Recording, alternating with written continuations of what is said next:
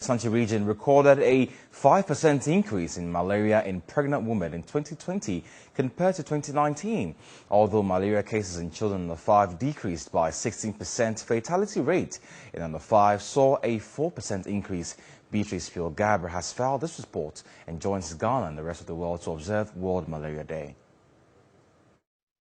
Malaria continues to be a public health concern in Ghana. Malaria accounts for 10 million of OPD cases in the country and the highest disease expenditure on the National Health Insurance Scheme. In the Ashanti region, there was a 14% drop in malaria cases in 2020 compared to cases in 2019. Despite a drop in the general malaria cases, pregnant women who are classified the risk groups saw an increase in their cases.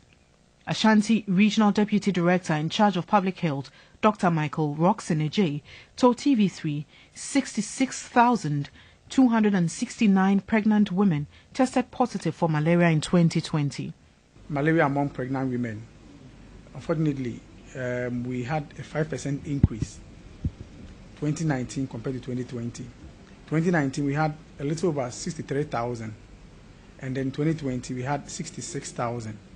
So there was some increase there, which is not pleasant at all. Malaria case fatality among under 5, it's something that we didn't do well. 2020 we had 0.07%. That's an increase. That's about 4% increase in mortality for under 5.